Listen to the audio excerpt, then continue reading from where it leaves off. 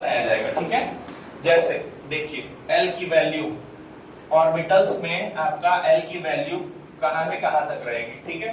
देखिए S में आपका 0, L की वैल्यू S के लिए हमेशा 0 रहेगी, ठीक है।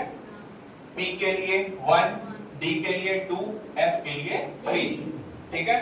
ये समझ रहे होंगे आप लोग क्या होता है।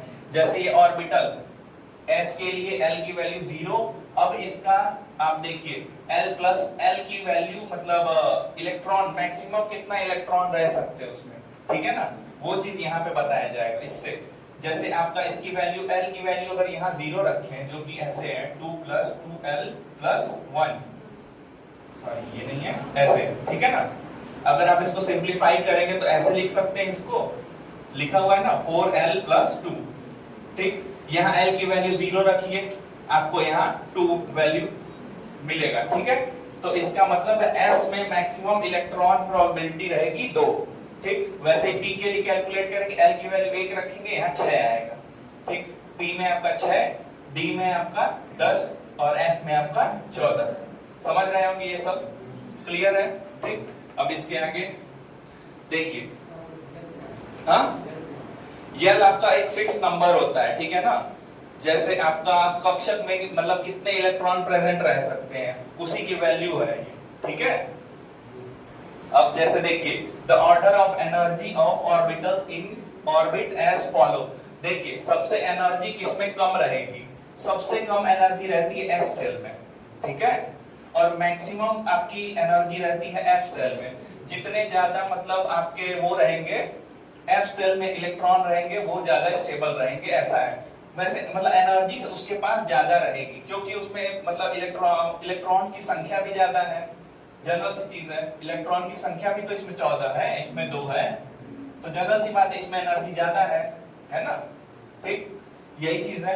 अब आपका जैसे फॉर n की वैल्यू अगर 4 है, ठीक है, तो अगर आपका इसका देखा जाए 4 में देखा जाए तो आपका 4s 4p 4d और यहाँ पे 4f, ठीक है। अब आपको उसको अगर एनर्जी के मतलब इंक्रीजिंग ऑर्डर में रखना होगा तो सबसे लोएस्ट एनर्जी रहेगी 4s की, ठीक। उसके बाद रहेगी 4p की, उसके बाद रहेगी 4d की, उसके बाद रहेगी 4f की। समझ रहे हैं, क्लियर, ठीक। एनर्जी का इंक्रीजिंग ऑर्डर ये दिया हुआ है, ठीक है ना।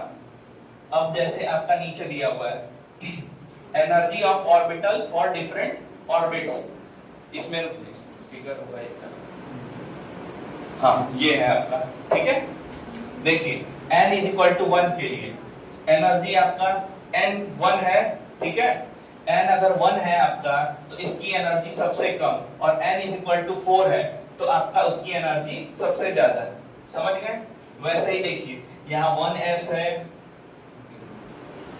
यहाँ 1s रहेगा, उसके बाद 2s रहेगा, 2p रहेगा। एनर्जी ऐसे जैसे जैसे बढ़ती जाएगी सेल की मतलब नंबर बढ़ते जाएंगे वैसे वैसे उसका इंक्रीजिंग ऑर्डर भी बढ़ता जाएगा, एनर्जी उसमें उस तरह इंक्रीज होती जाएगी। इसमें जैसे 1s की ज्यादा कम सबसे कम है, उसका 2s, उसके बाद 2p आएगा, उसका 3s आएगा, 3p आएगा, 3d आएगा, 4s 4p 4d 4f। मतलब सबसे मैक्सिमम आपकी एनर्जी रहेगी 4f सेल में, क्लियर है। सबसे कम रहेगी 1s सेल में एनर्जी, ठीक है। ये समझ में आया ना सबको। अब देखिए अब इसका जैसे अब देखिए शेप ऑफ एटॉमिक ऑर्बिटल्स। अब आपको शेप यहाँ पे बताया जाएगा सारे ऑर्बिटल्स का। S का शेप कैसा होता है, P का शेप कैसा होता है, D का कैसा शेप होता है, ठीक है। अब उसके लिए देखिए जैसे आपका दिया हुआ है यहाँ पे angular probability of difference wave can be given as probability of finding electron in given direction is the shape of orbital। देखिए सबके लिए S के लिए, P के लिए, D के लिए, सबके लिए 3D डायमेंशनल में जो उनका वो रहेगा, जो फिगर रहेगा वो आपको यहाँ बताया जा रहा है, ठीक है। S के लिए जैसे आपका वो रहेगा स्फेरिकल रहेगा, ठीक है। जैसे यहाँ पे S का आपको दिखाया जाता है, S का नहीं ये, हाँ ये S ऑर्बिटल है। All S orbital are spherical, ठीक है। जैसे आपका ये x एक्सिस है, ये y एक्सिस है, ये z एक्सिस है, ठीक है। वो ये इस रीजन में ऐसे गोल रहेगा, ठीक है ना, इसीलिए सर्कुलर, इसको आप स्फेरिकल बोल रहे हैं ना। क्यों बोल रहे हैं? क्योंकि वो एक एक्स वाई जेड तीनों एक्सिस में अपने आप को अलाउ कर रहा है, ठीक है, इसीलिए बस इसका एक ही फिगर रहेगा, ठीक है। एस के लिए एक है, वैसे ही पी के लिए आप देखेंगे, देखिए ये पी के लिए है आपका, ठीक है। पी आपका होता है डंबल इन शेप, ठीक है ना, ये सब आप लोग पढ़े होंगे 12th में, तो बहुत इजी वे में आप लोग पढ़े होंगे कि हाँ भाई जो एक्स एक्सिस के अलोंग है आपका डंबल, वो आपका हो जाएगा 2px, ठीक है ना। वैसे ही अगर y एक्सिस के अलोंग है 2py, वैसे ही z एक्सिस के अलोंग है 2pz ऑर्बिटल। इसी को आप लोग मतलब अच्छे से डिटेल में पढ़ेंगे, और उसके बाद आपका आएगा वीपीटी, वो वैलेंस बॉन्ड थ्योरी भी आएगा इसी में, इसी के आधार पे वैलेंस बॉन्ड थ्योरी दिया गया है, ठीक है। जैसे आपका डी है, डी वाला नहीं होती साहब, डबल डंबल है, अच्छा चलिए ठीक है, double dumbbell, double dumbbell, dumbbell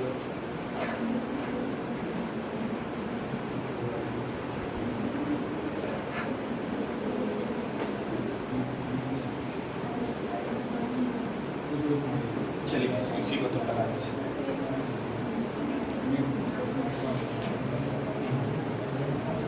जैसे आप देखिए एस के लिए समझ गए, पी के लिए समझ गए ना, वैसे ही डी के लिए भी है, ठीक है।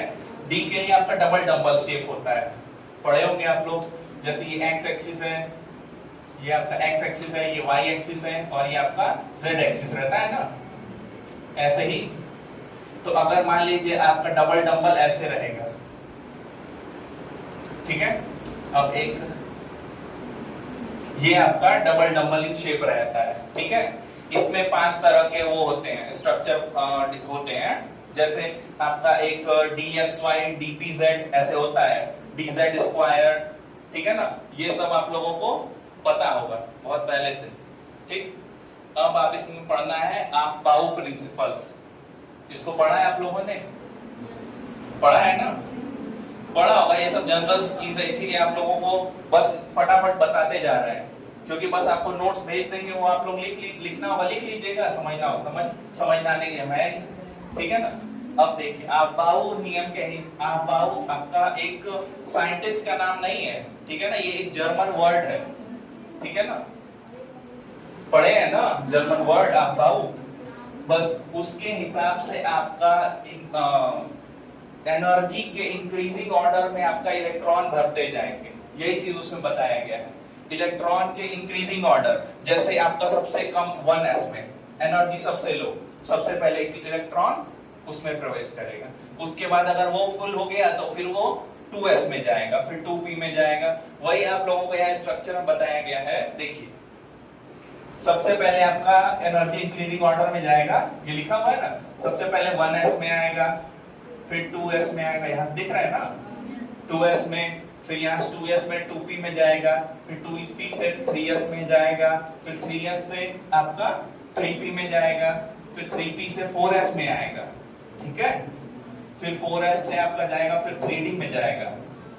ये आपका इसलिए होता है क्योंकि मतलब देखिए सीधा सा फंडा है कि इंक्रीजिंग ऑर्डर में जितना जाएगा उतना अच्छा उसका मतलब बॉन्ड बना रहेगा। जैसे मान लीजिए अभी आप लोगों को आगे पढ़ना होगा, देखिए अगर ये हाफ फील्ड है, ये हाफ फील्ड होता है ना, और फुल फील्ड कब होता है, ये दोनों का डायरेक्शन अपोजिट होता है, रहता है ना, पढ़ा होगा आप लोगों ने।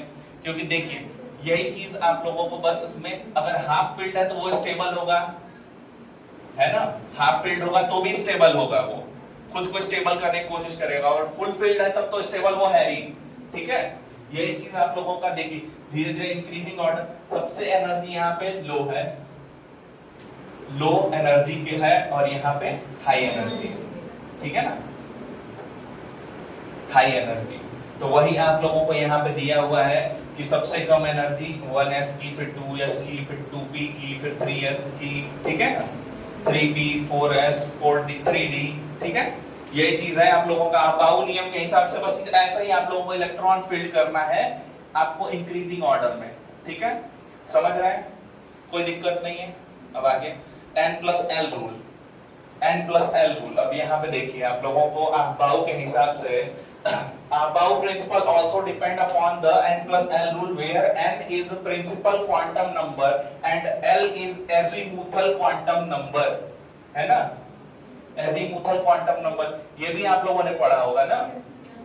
तो फिर बस वही चीज है यहाँ पे ना, जो 12th में पढ़े उसी चीज का बस थोड़ा एलिब्रेट किया गया है, काफी डिटेल में पढ़ेंगे। अभी आप लोग वैलेंस बॉन्ड थ्योरी पढ़े होंगे, वहां भी पढ़े होंगे आप लोग, पक्का है, ठीक है ना, 12th में भी पढ़े होंगे वैलेंस बॉन्ड थ्योरी, लेकिन वहां बहुत बस आपको तीन चार दिखाया गया होगा, यहाँ पे उसकी लिमिटेशन 8-9 दिखाई जाएगी, समझ रहे हैं, हर चीज के लिए काफी डिटेल में यहाँ रहेगा, ठीक। देखिए अब पहला इसमें क्या बोला जा रहा है, the new electron will be enter in the orbital n+l has a minimum value, समझ रहे हैं, जहां n+l की वैल्यू मिनिमम रहेगी वहां सबसे पहले इलेक्ट्रॉन फील्ड होंगे, ठीक है। जैसे एग्जांपल में orbital having the lowest value of n+l the lowest energy, वही चीज है कि एनर्जी लो होगा तो आपका उसका मिनिमम वैल्यू भी रहेगा, ठीक है।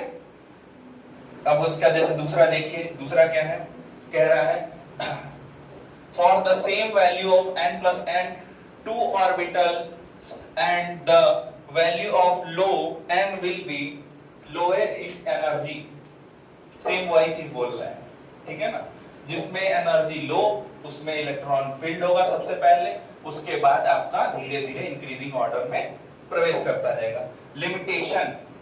लिमिटेशन आप लोग देखे ही होंगे इसका, ठीक है, अबाउ प्रिंसिपल का लिमिटेशन ये भी एक जगह फेल हो जाता है, ठीक है ना, क्योंकि आप देखते होंगे जैसे दीदी सब में दिया होगा, देखिए Cr29 है ना, आपका यहाँ दिया हुआ है क्रोमियम, देखिए अब आपका देखिए 1 यस, अब सबसे पहले इसमें कितना है 24 है, सॉरी 24 है, ठीक है ना, 24 जब दिया हुआ है तो इसमें आप लोग इलेक्ट्रॉन भरेंगे 2 1s2 2s2 2p6 3s2 3p6 4s1, ठीक है।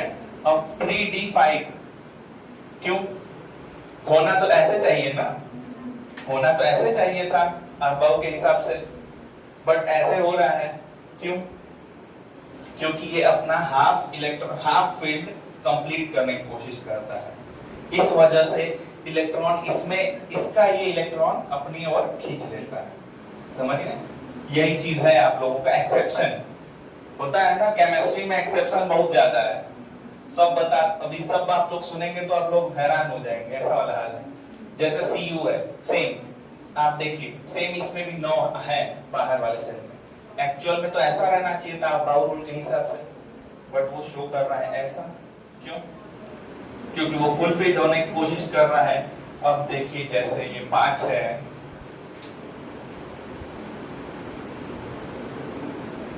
ठीक है, आपका ये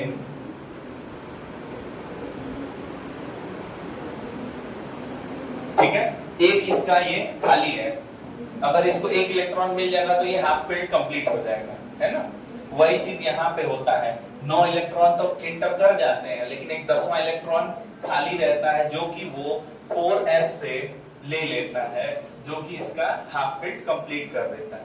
इसी चीज को लिमिटेशन है आपकी, आप बाऊ यहाँ पे फेल हो गए कि हाँ ये क्यों हो रहा है, आपको तो पढ़ाया गया, आप समझ गए, लेकिन आप बाऊ प्रिंसिपल के हिसाब से तो नहीं हो रहा था, ये जस्टिफाई उसके हिसाब से तो ये होना चाहिए था, है ना।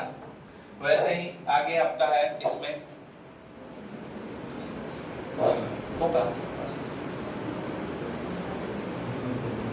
नहीं करप्ट